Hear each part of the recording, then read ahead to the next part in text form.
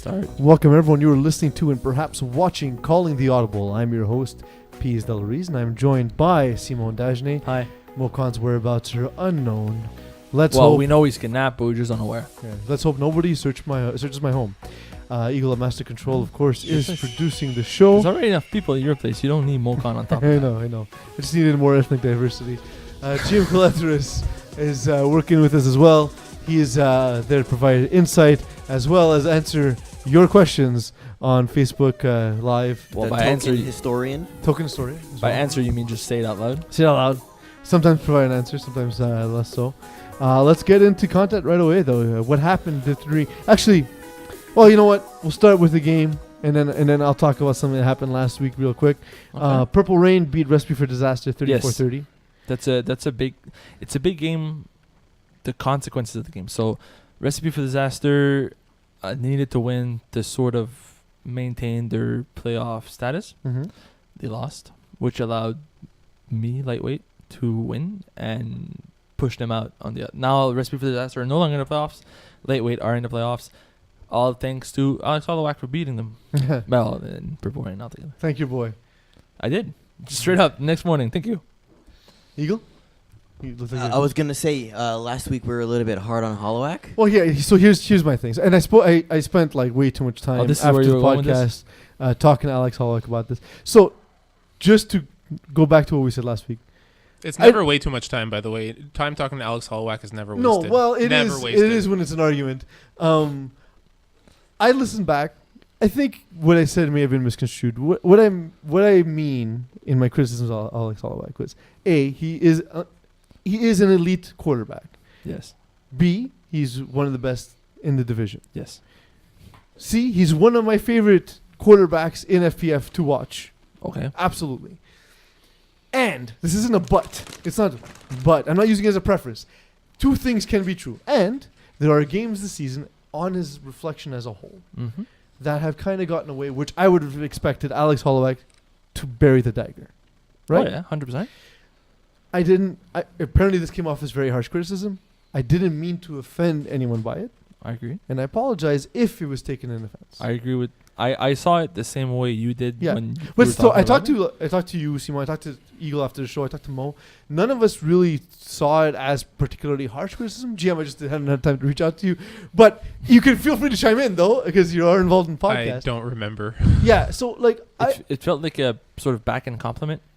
yeah. Like you're better than how you're playing. Step up. And the thing is, but in most recent part of the season, and this was Alex Holloway's point, is come on, look at what I'm doing the last few games, tearing it up. Absolutely, I meant it as a looking at the season on the whole, and I really meant it as a throwaway comment. So is this also in the same way that where we talked about BD Bandits, where something happened early on in the season, we kind of just like made up or at least you made up your mind on the course of the team? This is different in that, again, I was sort of like looking at the season on the whole and not specifically the last couple of weeks. Yeah, Simo's parked in a place where he won't get towed. I don't. I didn't check, so thank you. You're good. I'm on the right side. Yeah, I'm good too. That's why it took so long to find parking. But anyway, so the thing is, again, I was referring to the whole season on the whole. It's something that I think was just, like I said at the beginning, misconstrued. I agree. I never saw it as Of all the things I thought that would be offensive, that's the least thing I thought would be offensive. I know, right?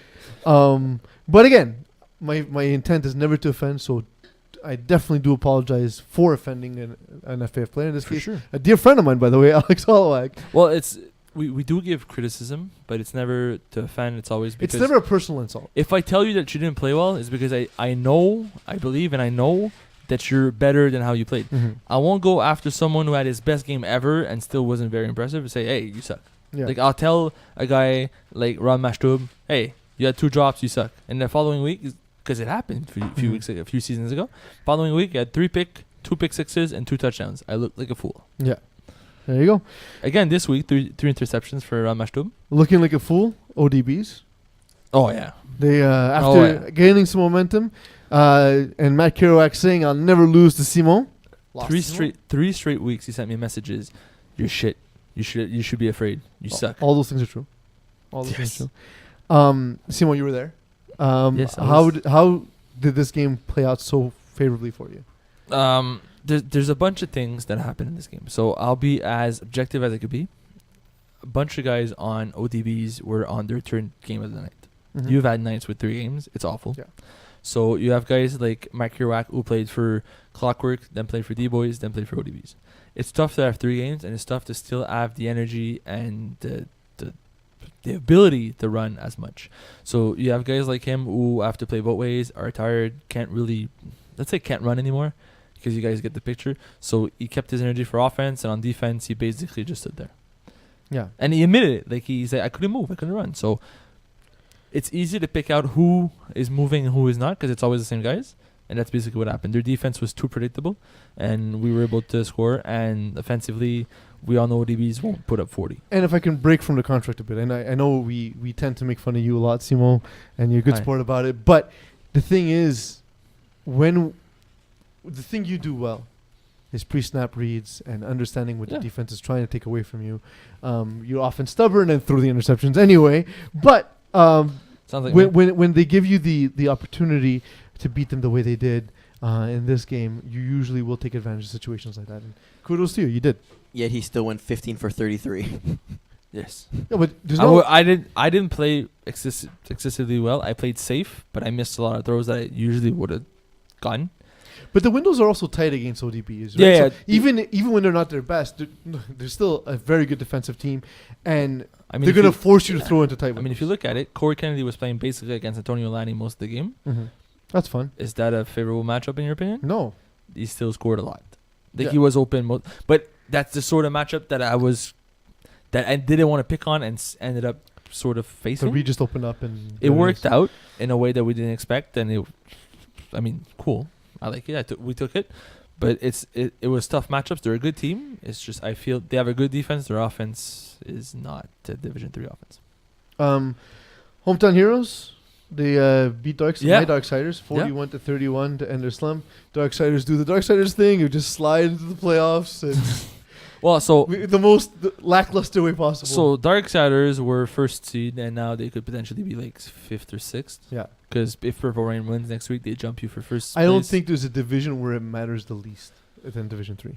I agree. Well, Like there's all these teams being are so the close. first seed helps. means you play Simone. Yes, so that's a free in win. that way it helps. That's a free win. Everywhere else, Otherwise, or even second, because you play ODBs, I believe. Or Dad bods Bods. are currently it's a Dad bods. Davaz ODBs. ODBs, neither of those teams are amazing to play against. No, but it's easier than playing the Dans or Brotherhood or, So Marginally. yeah, so that's the way I see it. But other from being first or second, doesn't matter. You're gonna play them anyways. Yeah, Even if and you- that's what I'm saying. Is like even if you don't get them first round, you're gonna have to face these teams second. You're gonna round. have to play them second round. Yeah, so so- stop trying to say, "Oh, we had a bad matchup." You wouldn't have gotten there because you Yeah. wouldn't have beat them either way. That's the thing is that there's not like the matchup. There's no good matchups in Division. Play who's 3. in front of you, win Exactly. your games, and make the make especially it a championship. on in this conference. In any case, Oh, Conference A is going to be terrible. Yeah, It's going to be bloodbath. it's a bloodbath. Exactly. Hometown Heroes, by the way, fun team. I mean, you had Luca. It just seems like when things go his way, it's like when you're driving home and you hit every green light. Yeah. Like those are his good games, and his bad games are it's midnight. There should be no cars on the road. Highway's closed. You have to take the service road. 3 hours of traffic, And your engine explodes. and it catches fire. But yes, that's the Hometown Heroes. Bruce Willis is not there to save you. When they hit their stride, they're a very strong team. Yeah. When it doesn't go their way, man, oh man, is it a long night. And they needed this sort of game against you guys. Yeah. Because This will help build their they had confidence. two definitely. bad games Mhm. back to back. So having a third one would have really hurt going to the playoffs. They got a good game against you guys. They're playing lightweight next week, so that's sort of a win too. So, they'll be all right. Yeah. Does Tunap Dan's beating Looney Goons by a score of 32-25 surprise you? The score surprises me. The It fact that doesn't Looney surprise Goons me. lost doesn't. But so Looney Goons only won one game, and it was Mhm. against us. Yeah. And they made me look stupid. And honestly, I faced a bunch of good rushers in my FPF career, and Alex Aristil is a phenomenal rusher. Mhm. Yeah, doesn't seem to bother anybody but me. I don't understand. And you're so far back when you And take this out, too. I don't. Usually, 12 yards I'm back. rarely bothered by rushers, but man, he was a special rusher. Um, He was a punt returner, What I- so What I will say about Looney Goons, they're very physical. like to the point where they Yes, actually also. need to chill a little bit. But That's often what beats the dance. Yes. Is because if you couldn't throw off their spacing, and you can push receivers into other receivers. I feel that's what they did, but I also don't think they have the offense to keep up No. with Joey Taylor, regardless of how physical they are. That's the thing is the beauty of Joey Taylor is not his jogging pants under his shorts. It's his ability to compete in games where his team is either outclassed or evenly matched. A lot of players excel at beating teams where they have better players than the opposing team, right? Yep. However, Joey Taylor often can win games like this where things are not going his way, and he'll find a way to win the game. That's not disrespect to Dan's defense, who's been playing, of course, really well. Of course, but again, to me, it's that in this kind of game, Joey Taylor can score 5 touchdowns. Looney Tunes can't. Vincent Richard will not score 5 touchdowns. No, yes, against 2.5 downs. but that's the way I see it. Is we talk about 2.5 downs, we talk about Joey Taylor, his offense, he's really good, which is true. But this is the Joey best Taylor defense they've had. makes that offense, Yeah, and everybody on that team will say it. He makes that offense, but he has the defense to be able to be successful this season, because that defense doesn't force Joey Taylor to score 40. It allows him to score 30 and be comfortable. that's what you need for a defense, is allow them 4 scores, but make it comfortable. If I have 33 points, 34 points, I have a comfortable lead and I'm not stressed. And that's what Joey needs, because if the game is really, really close, he tends to make mistakes. Yeah. If we look at the one last game before we get into some other content, QB movement, BKGP. That's a shocker. 37-20. That's not just the fact that they won, but the score also, 17-point difference. Mm-hmm. KGP are without James Curl, who got hurt last week. We talked about it on the show last week with Mokan. QB movement, are they good? Are they sneaky good? Is this pushing the narrative of Division 3's matchup contingent teams? Yes. Okay, that's fair. And to your point, Jim, I think, for example, QB movement is a team that can match up well against KGP. The top end of QB movement, when you look at it, Adrian Kelman, you look at Miles Gibbon, these are fantastic players. Yes. The bottom end of the team, not so much. But in a team that's equally lacking depth in KGP, I think it kind of favors Miles Gibbon at quarterback. It did in this case. Yeah. I saw it the other way around. I saw Phil Cutler. You thought it would be that way. I saw that Phil Cutler would have been able to pick apart QB movement and really do whatever he wanted to. Appeared it didn't. Mm-hmm. Maybe there's something we didn't know. Maybe KGB was missing a few guys. It was an irrelevant game for them. Yeah. So maybe some of the guys were missing. They had a bunch of subs and it didn't really work out. But in the end, QB movement did put 37 points on KGP, and that's the surprising good part about it. With the season closing out. Yep. Does the Division 3 regular season matter less than the NCAA basketball regular season? In that, I wouldn't say less. Look at the teams that didn't make the play. I wouldn't say less simply because is it possible to matter less? I think Division 3 is close. But it's close. I don't think the regular season really matters. Everybody kind of make the playoffs.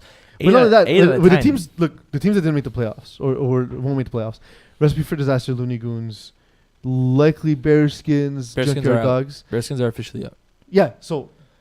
Yeah, they're officially out. Exactly. They're officially out because they played 10 games. Okay. They lost that Dirty Dogs game. They lost that Dirty Dogs game where Dirty Dogs only played with 5 because one of the guys got 2 seasons got kicked By the way, out. this is the second time that Bearskins have lost to a team with 5 guys. Yep. In Division 5, or Division D, they once lost to a 5-man Mongoose, who then went on to win the championship against My Goose, yeah. Yeah. That's the Bearskin effect. Is they were up 19-6 against 5 guys. All the teams okay, so not in the same order that we expected, right? We expected Brotherhood to walk away with the division easily. We expected Purple Rain to be stronger, Dad Boss to be stronger. We expected... Purple Rain are now stronger. But yeah, I agree that some of the seeding, the current seeding is not exactly what we predicted. But the 4 teams that made the playoffs, we pretty much expected them to make the playoffs. Yes. Am I right? Am I the only one in here? Or? I agree with you. This is the way I saw it to spin out. Maybe, yeah. GMK? Yeah. Like it's not a surprise. Yeah, I can see that. Yeah. So that was that was like, I just want to know if it was just me who felt that way. No, I felt like or there could be like one or two teams like interchanging sides. Like I could have seen ODBs not make the playoffs instead of the Recipe for Disaster, for instance. But either way, like it's not like Brotherhood didn't make the playoffs. You know, like there's no shocking teams that are really on the outside looking in, and that's sort of what happens when you have 8 out of 10 teams that make the playoffs. It's kind of everybody makes the playoffs. Yeah, and I think there's certain teams that have established Division 3 quarterbacks. And other teams that are sort of finding a way in Division 3, like Junkyard Dogs, Recipe for Disaster. These teams are moving up into the division. The team that are moving up and didn't really add pieces to really be competitive in the higher division, they sort of like ended up on the crisp of we don't fit in the 4 anymore, but we don't want to break your core up, so let's move up and see what happens, kind of thing. Yeah, I feel like it's always the first season when you move up. That's always what happens is you take a beating. And then you look back at your season and say, but if we would have traded or added this guy instead, then we would have been competitive. And then next time around, that's what they'll do, and they'll have a 5-5, 5-6, 4-6 record. So I think that's what's gonna happen with teams like Junkyard Dogs, Recipe for Disaster. Is the roster simply wasn't a Div 3 built roster. Of the teams that are entering the playoffs, likely as top 5 teams. Sorry? Of the teams that are entering the playoffs as top 5. My top 5? No. As the teams who are entering, who will be top 5 teams going into the playoffs from either conference. Okay. Who will be one and done? Les Malades. Les Malades. Okay. Who will be one and done? Especially because right now they're pacing to the 4 seed is KGP. Okay. And usually like the 4 against the 5 seed are often the close ones, but just from the eye test, I feel like KGP will run away with this game. Yeah, Malud sort of benefited from early season success, and now they're playing real Div 3, and it's been tough for them. Darksiders. Possible. Are your quarterback going to be there? Is he going to I'm not giving any information. Is he going to be in somewhere else? Is he going to have better things to do than play football? Maybe. But honestly, regardless of who shows up, the way you guys been playing the back end of your season, it's not competitive. Every game's close, but you're also losing every game. Well, True. The recent ones. And after a 3-game winning streak. And if you guys are not the 2nd seed, if you guys end up being like, let's say, the 5th or 6th seed, and you end up playing Hometown Heroes, the Dans maybe, Brotherhood, I don't see that going your way. Okay. If you're a 2nd seed though, Darksiders could go far. Eagle, you got anyone for one and dones? No? All right. Thanks for participating in the show. Good job. Thanks for that. I just want to say a random name, Eagle. Come on. You could literally say any team You name. could have said Lockdown. We would have laughed, you know?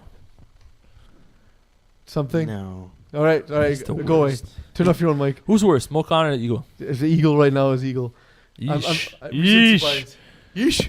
Where's I'm trying to bring that back. Where's an Eagle? I'm trying to bring back 2 things. I'm trying to bring back yeesh, and I'm trying to bring back my puppies are barking. When your feet hurt, I thought you were going. We have a write-in from Matt Kirouac, who's been listening for a long time. So kudos to him for surviving this. I feel bad for you. Like this is like a bunch of us are in a car right now and no one's driving because Mo's not here and we're just off for a journey. Matt says lightweight versus ODB's conference final. All right. Wow, that won't happen. Speaking of at all, I mean, there are no quarterbacks in that game. Okay, so let me ask you this: who do you feel he has more confidence in, lightweight making the conference finals? He's just or saying ODB's that because then it justifies him losing to your crappy garbage team. Wow. That's the only reason. Wow.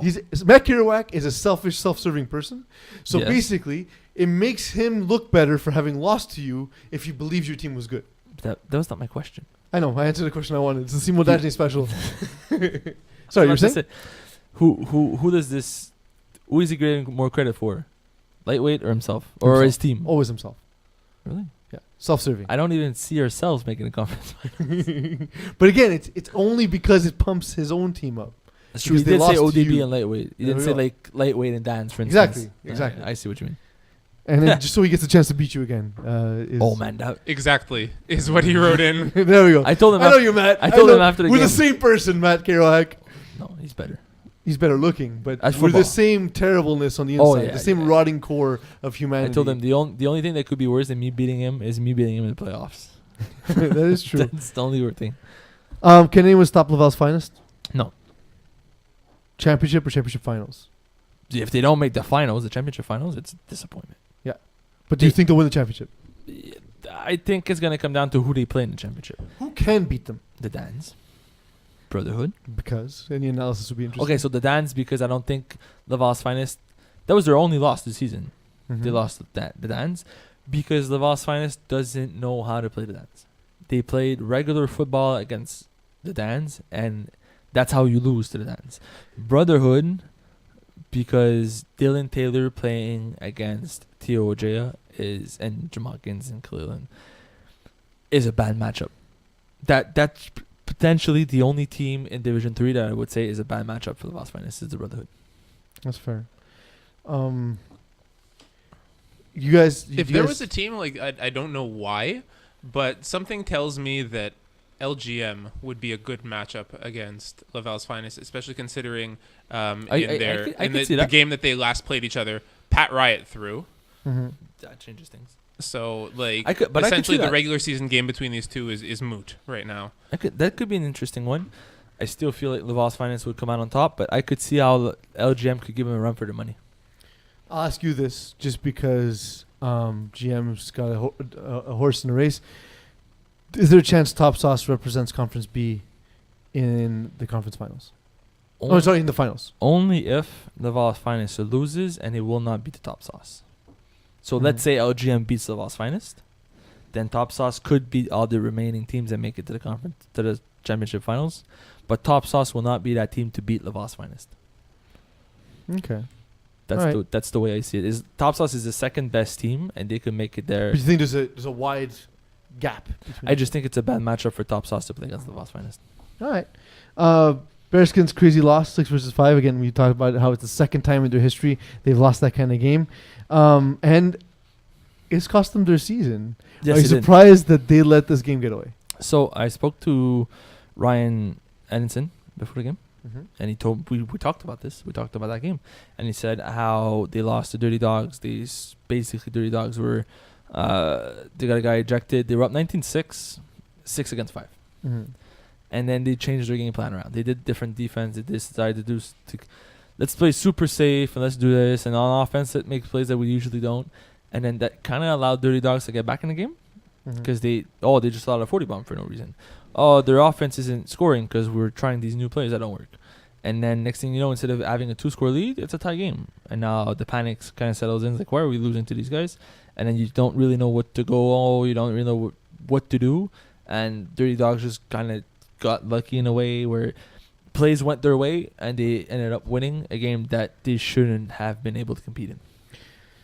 Bears can shut themselves on the foot. So we're not going to release who's going to win or who's nominated for the awards. Yep. Have we discussed awards? I don't think we have. Okay, so Simone, we changed how we're giving out awards this season. So for those who have not been listening the entire time, like Matt we haven't Kerouac, changed how we give out the awards. We've changed how the process goes. So can you explain the process? So in prior seasons, what we used to do is we have one award winner announced at the end of the season, and that was it.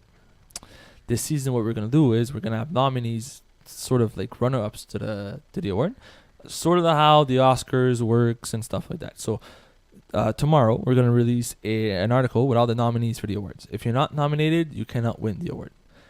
All the nominees are guys that are in contention for the award. There's one more weeks to play. Whoever finishes with the best stats at the end of the season gets the award the same way as before. But this way we kind of announced who are in the contention, who's the guys we're looking at to have a big week to finish out the season. Simon, we haven't asked this question in the lower divisions because I think it's less relevant, but how does it work if you're potentially eligible for awards in multiple divisions? Okay, so the way we're going to do it is you could be nominated in as many divisions as you play. So there's no restrictions on nominations. The only restriction is on winning the awards. We'll go down from 1 to 6. FYI, we've done nominees before. Good try, though, says Matt. Yeah, we haven't done it this way. We've done nominees in a different sloppy way that didn't work out. Kind of like the season was done and then we nominated them. Yeah, whereas here there's a week left. Yeah, and in the past when we nominated you, you weren't eligible to win in another division. Yeah. So now you are still eligible to win even if you're you can be nominated in Division 1, 2, and 3. So take Matt Kerouac, for instance, because he's listening. So he will not be nominated. He plays for Division 1, 2, and 3. So he could be nominated in 1, 2, and 3. If he wins, so if he is to win one award, we'll start with Division 1. So basically, Matt prefers the Division 1 award because it's the most prestigious one. So if he doesn't win one, then we'll do all the awards for Division 1. Then we'll move down to Division 2. Whoever didn't win in Division 1 is eligible to win in 2. and so on and forth till Division 6. So basically, we'll end out the award in the most prestigious division that you play in, and if you haven't won that one, then we'll move down. If there was an award for guy who was great, Matt Kerouac would have won that this season. Really? Also, something he wasn't past. something really? different than the nominees we've done in the past. I know the graphic on the screen, if you're watching, has 3 little question marks next to it, but we don't necessarily go only 3 candidates, right? If theoretically 15 people are in contention for receiver of the year, 15 people will be nominated. If there's 15 guys that are close and one game could decide whoever wins, there will be 15 nominees. Do we think Mario Pareca still has a chance at quarterback of the year? Because you and I have been like on that. Also, we've been like pushing that, and we're like, we want this. Give us Mario Pareca quarterback of the year.